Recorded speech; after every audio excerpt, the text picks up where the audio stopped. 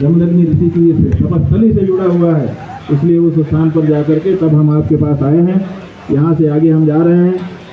हम चाहते हैं कि देश में ये जो नक्काल आ गए हैं, ये जो काल नहीं आ गए हैं, ये जो ढोंग पाखंड शुरू हो गया है, असली और नकली की कोई भेद ही नहीं रह गया, पहचान ही नहीं रह गई। जो चाहे ड्रेस पहन ले, उतने से वो अपने आप को इस रूप में स्थापित करने लग जाता है। यहाँ पर पुलिस वाले खड़े हैं, हम उनसे पूछना चाहेंगे कि कोई भी खाकी का ड्रेस पहन करके आ जाए, क्या आप उसको पुलिस वाला मानोगे?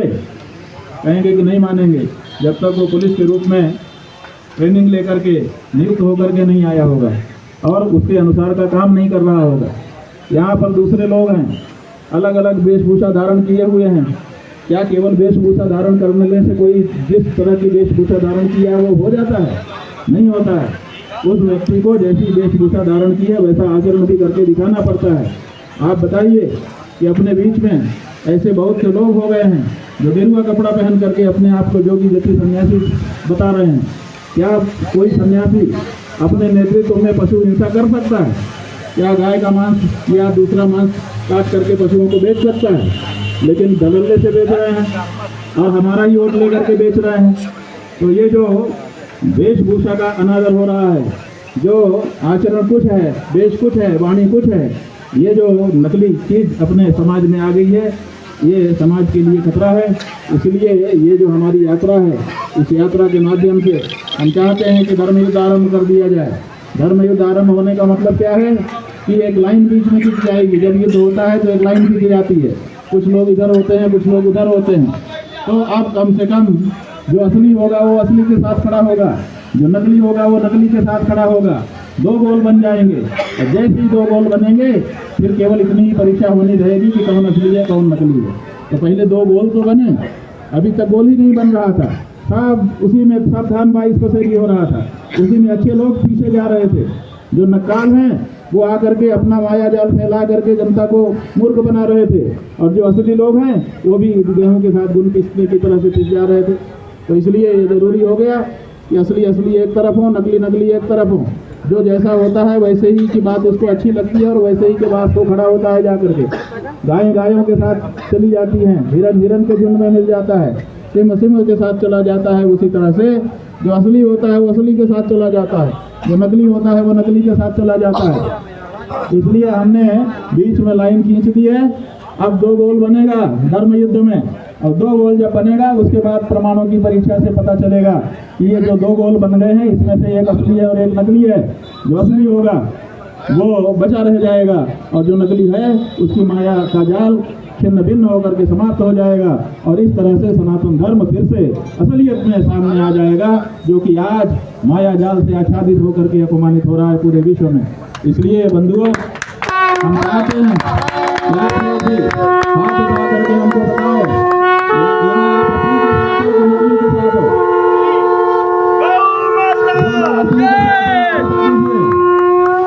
जो गाय के साथ है वो हाथ उठा दें, और जो गाय के मांस से होने वाली गौ माता की, गौ माता की, गौ माता की, गौ माता की।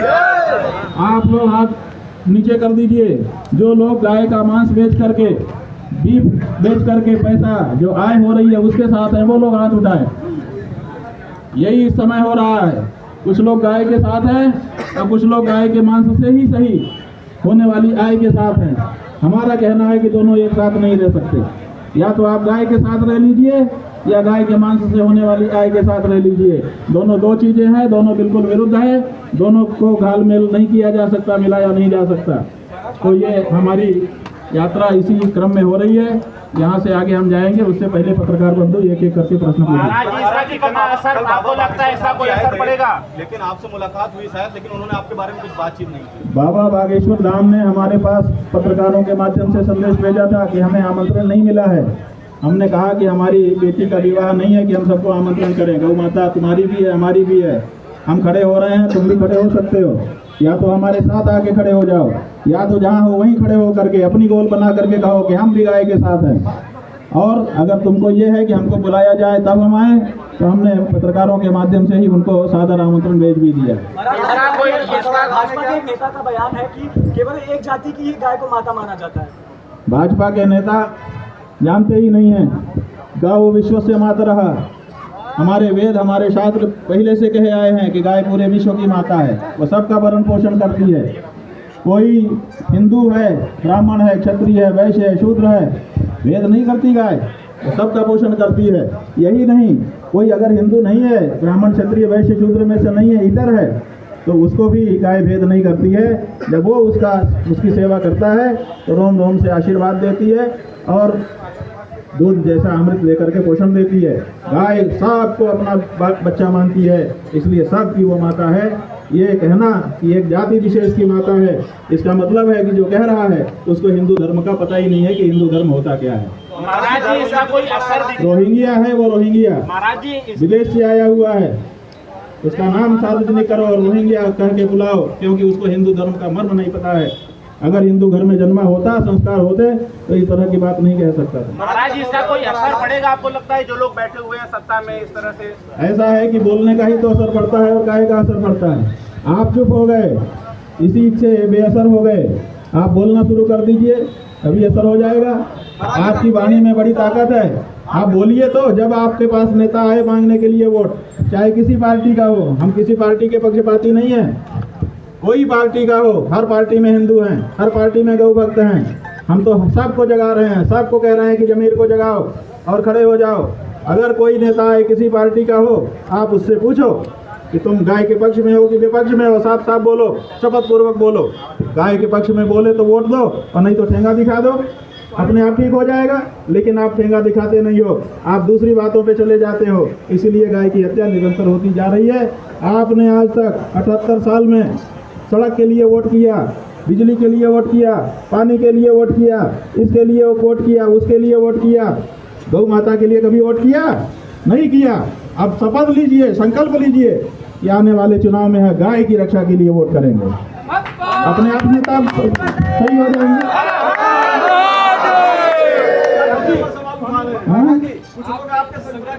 ऐसा है कि हमारे शंकराचार्य होने पर सवाल उठाने का अधिकार किसको है? हमारे यहाँ हमारा धर्म जो है उसमें शंकराचार्य 4 हैं और वो सर्वोच्च हैं।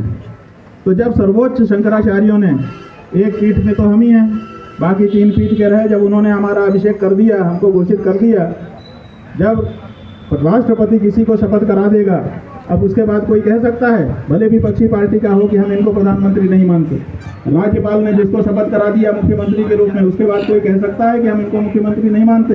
उसी तरह से जब बाकी के 3 शंकराचार्यों ने हमारा अभिषेक करके हमको शंकराचार्य घोषित कर दिया, तो किसी की औकात है कि वो कहे कि हम इनको नहीं मानते?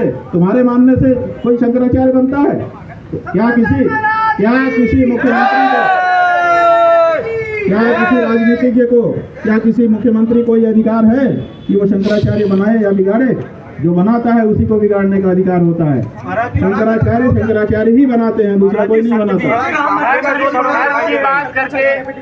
राम भद्राचार्य जी हमारे संप्रदाय के ही नहीं है, वो जिस संप्रदाय के हैं उसमें उनका चलता होगा, वो अपने संप्रदाय की बात करें। शंकराचार्य 2500 साल से चले आ रहे हैं, रामानंदाचार्य जी तो अभी 700 साल से आए हैं, तो 2500 साल से जो परंपरा चल रही है उसमें रामानंदाचार्य कैसे बोलेंगे?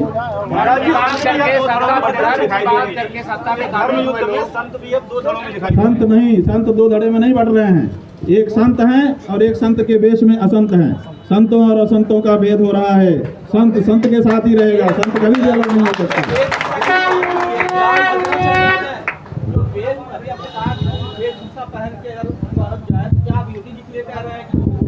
सबके लिए कह रहे हैं, हमारे लिए भी कह रहे हैं। अगर हम वेशभूषा धारण करके आए हैं सन्यासी की, आप हमको भी ठोकिए बजाइए कि असली सन्यासी है कि नहीं, जैसा वेश पहना है वैसा इसका आचरण है कि नहीं, तभी भरोसा करिए। धर्म की बात करके लोग सत्ता, धर्म की बात करके लोग सत्ता में आए, और फिर जब संत महात्मा गाय माता की रक्षा करूंगा ऐसा कह करके सत्ता में आए। अभी थोड़े दिन पहले जब तीसरी बार चुनाव हो रहा था, तो बड़े नेता ने खड़े होकर के कहा कि तीसरी बार हमको प्रधानमंत्री बना दीजिए, हम गौ हत्यारों को उल्टा लटका के सीधा कर देंगे। अब तीसरी बार भी बना दिया है, क्यों नहीं उल्टा लटका के सीधा कर रहे हो? ये सवाल है। क्यों आपके नेता गौ मांस के निर्यात और के व्यापार से जुड़े हुए एक के बाद एक स्टोरी निकल करके आ रही है। क्यों जगह जगह पर ये बात आ रही है कि गौ हत्यारों से चंदा ले रही है पार्टी, ये सब बातें क्यों निकल करके आ रही हैं, इसका जवाब दो। धर्म संबंध बात ये लोग नहीं करते। लखनऊ जा रहे कोई बड़ा ऐलान? ऐसा है कि लखनऊ हम जा रहे हैं, हमने 40 दिन का समय दिया था कि अपने आप को हिंदू सिद्ध करो। तुम्हारी बातें अलग हैं और तुम्हारे आचरण अलग हैं, दोनों में एक रूपता नहीं है।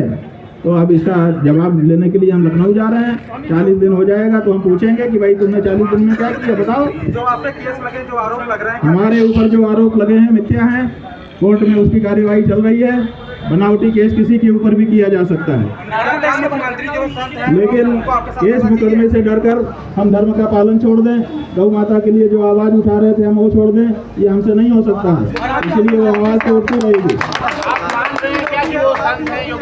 मुख्यमंत्री योगी हैं, लेकिन योगी जो है ये नियम है अपने देश में, लोग जो है राज छोड़ करके सन्यासी बनते हैं। उनका समादर भी हुआ है। जो राजा राजपाट छोड़ करके योगी सन्यासी बने थे, उनका समाज ने खूब आदर किया।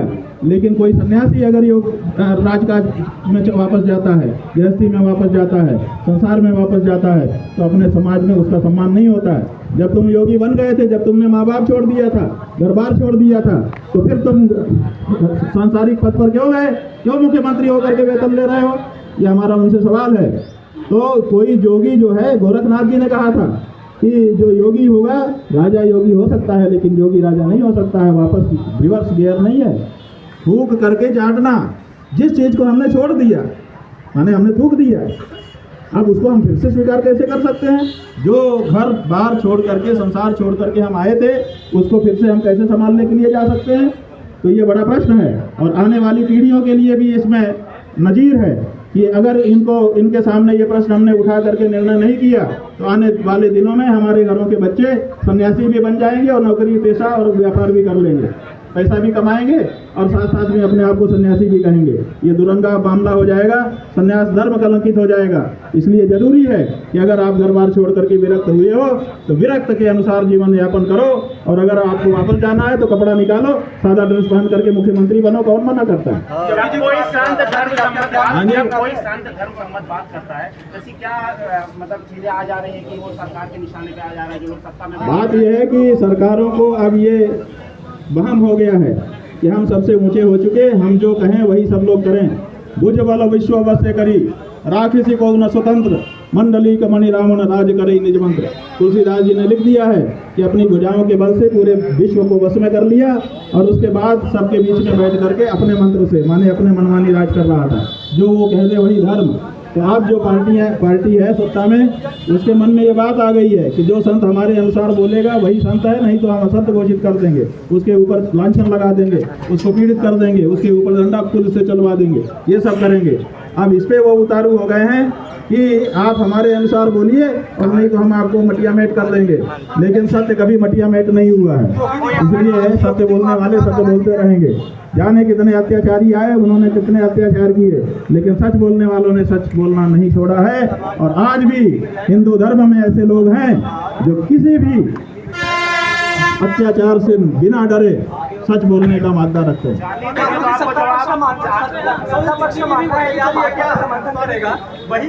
जो भाजपा का समर्थन करे वही हिंदू, बाकी तो हिंदू धर्म से ही बाहर घोषित हो जाएगा, ऐसी इनकी मान्यता हो गई है। लेकिन हमारा ये कहना है कि पार्टी आती रहती है, जाती रहती है, जो हिंदू धर्म का पालन करेगा, उसके सिद्धांतों के अनुसार अपने जीवन को बनाएगा, वो हिंदू होगा। जो वेद शास्त्र के अनुसार अपना जीवन ढालेगा, वो हिंदू होगा। पार्टी वैसे कोई हिंदू मुस्लिम नहीं होता। जवाब आपको नहीं मिला तो लखनऊ में भी जवाब नहीं मिला तो? लखनऊ के बाद दिल्ली की तैयारी की बात यह है कि हमको पूरे देश में गौ हत्या बंद करवानी है। अभी तो ये प्रदेश की बात है, इसलिए लखनऊ के बाद दिल्ली भी होता है। 40 दिनों में आपको जवाब, 40 दिनों में जवाब नहीं मिला। प्रयागराज में जो घटना हुई, उस घटना के लिए हम लोगों ने प्रथम दृष्टया पुलिस को जिम्मेदार माना, क्योंकि वहाँ पुलिस ही ये सब कर रही थी। लेकिन अगर पुलिस जिम्मेदार होती तो दूसरे ही दिन उससे ऊपर के जो अधिकारी थे उसको दंडित करते, जांच बैठा देते कि तुमने गलत किया, क्यों किया। लेकिन किसी अधिकारी ने उनको कुछ नहीं कहा। तो हम लोगों को लगा कि बड़े अधिकारी इसमें दोषी हैं, और बड़े अधिकारी भी अगर चुप रहे तो अगर देश की जो सत्ता है जिसके अंदर में पुलिस आती है, जो गृह मंत्री है हमारे प्रदेश का, मुख्यमंत्री ही गृह मंत्री भी है, वो कुछ बोलता कि भाई ये काम तुम लोगों ने क्यों किया, लेकिन उन्होंने भी कुछ नहीं बोला। तब समझ में आया कि वो भी इसमें सम्मिलित हैं, और जब सदन में खड़े होकर के उन्होंने वही बातें कह दी जो पुलिस कह रही थी पहले से, तो फिर पक्का हो गया कि ये उन्हीं के निर्देश पर हुआ है। राजनीतिक बाबा होने का टैग इसलिए लगता है क्योंकि राजनीतिज्ञों के लिए हम समस्या बन जाते हैं। लेकिन बात बताइए, गाय माता की रक्षा के लिए हम आवाज उठा रहे हैं, ये कौन सी राजनीति है बताइए? क्या हम अपनी माँ की रक्षा करने की आवाज भी छोड़ दें केवल इस वजह से कि हमको राजनीतिक होने का आरोप लगाया जाएगा? हम तो अपनी गाय माता की रक्षा करने के लिए आगे बढ़े हुए हैं। अगर इसमें हमको कोई राजनीति कहता है तो हम क्या कर सकते हैं? क्या आपको लगता है कि अगला अगर हम राजनीतिक होते तो हमारी कोई राजनीतिक पार्टी होती, हम अपने लिए वोट मांगते, अपने व्यक्ति के लिए वोट मांगते, लेकिन हमने आज तक अपने लिए वोट नहीं मांगा है। हम तो पार्टियों से कह रहे हैं आइए जो गाय का होगा उसको हम वोट देना चाहते हैं। आप में से कौन है गाय वाला? कोई क्यों नहीं बोल पा रहा है? बोले। आपको लगता है कि अगला कोई अगर आकर के सत्ता पे उत्तर प्रदेश की सरकार गौ हत्यारे से चंदा लेकर के राजनीति चमका रही है। हमारे कहने से अगर गौ हत्या बंद करने का कानून बनाएंगे तो चंदा मिलना बंद हो जाएगा, इसीलिए हमसे लड़ रही है और कोई दूसरा कारण नहीं। आपको लगता है कि अगली जो सरकारें आएंगी वो आपका अगली जो सरकारें आएंगी उनको ये रहेगा ना कि पिछली सरकार इस कारण से चली गई है, मैं ये काम ना करूं नहीं तो मैं भी चला जाऊंगा। डर तो होना चाहिए ना। क्या योगी जी को आपके साथ आना चाहिए इस अभियान में? योगी जी को क्यों नहीं आना चाहिए जब वो भी कहते हैं कि मैं जति हूँ, सन्यासी हूँ, हिंदू हूँ, महंत हूँ, मैं भी गौ भक्त हूँ। जब सब कुछ हमारी जैसा उनका कहना है तो क्यों उनको हमारे साथ नहीं आना चाहिए? उनको तो दौड़ के आना चाहिए कि भैया जो कह रहे हैं वही तो मेरा मामला है, मैं तो आपके साथ हूँ। लेकिन वो क्यों नहीं आ पा रहे हैं? इसका मतलब उनकी कथनी और करनी में अंतर है। डिप्टी सीएम ने स्वागत किया, वही योगी जी को डिप्टी सीएम ने मौखिक स्वागत किया है, व्यवहारिक स्वागत तो अभी 3 दिन बाद पता चलेगा कि वो कर पाएंगे कि नहीं कर पाएंगे। नहीं आई। और कुछ 2027-2028 से हमें लेना देना नहीं है बंधुओं, हम तो 2026 से रूबरू हैं। जब 2026 में वो सरकार है जो अपने आप को कहती थी कि हम हिंदू हैं, हम गौ माता की रक्षा करेंगे, तो जब 2026 की सरकार नहीं कर रही है तो हम अभी तो उससे मांग कर रहे हैं। अभी हम अगली कल्पना क्यों करें? अभी तो हम जो सरकार हमारे वोट से बनी हुई है उसी से हम सवाल पूछ रहे हैं कि तुमने हमसे कहा था, वादा किया था, तुमने हमारा वोट लिया था, बताओ क्यों गौ माता की रक्षा नहीं कर रहे हो? सारी बातें मान लेती हैं तो आपका सरकार बांध लेती है, यहीं से हम उनका जयकारा बोल करके वापस चले जाएंगे। हमें तो हमारा कोई लेना देना नहीं है, हम किसी एजेंडे पे नहीं चल रहे हैं। हमारा एक ही एजेंडा है, गौ माता की रक्षा, और वो इसलिए है कि वेदों शास्त्रों ने हमको आदेश किया है कि तुम ये करना, और पूरे देश का हिंदू जिसके हम गुरु हैं वो ये चाहता है, इसलिए पूरे देश की आवाज़ और सनातन धर्म के शास्त्रों की आवाज़ उठाने के लिए हम ये काम कर रहे हैं। महाराज जी अब तक कितने संत आपके साथ? हमारे साथ जितने होंगे वो निकल करके आगे आ जाएंगे। हम किसी को अभी संगठन बना करके नहीं चल रहे हैं। 11 तारीख को हमने कहा है कि जो हमारे साथ है वो हमारे साथ आ जाए, जो उनके साथ है उनके साथ आ जाए, फरिया जाएगा मामला, वहीं पर साफ हो जाएगा कौन हमारे साथ है कौन नहीं। बात यह है कि गौशालाओं की स्थिति को पत्रकार लोग दिखा रहे हैं, हालत बहुत खराब है, और जो पशुपालन मंत्री हैं वो वक्तव्य दे रहे हैं कि हम इतना अच्छा काम कर रहे हैं, हमारे यहाँ तो गायों से बड़ी वो है। जो उप मुख्यमंत्री हैं वो कह रहे हैं हमारे यहाँ तो खरोच भी नहीं लगती है। तो आप देख लीजिए कि आपका कैमरा जो देखता है वो, और जो ये लोग बोलते हैं रिकॉर्ड करता है वो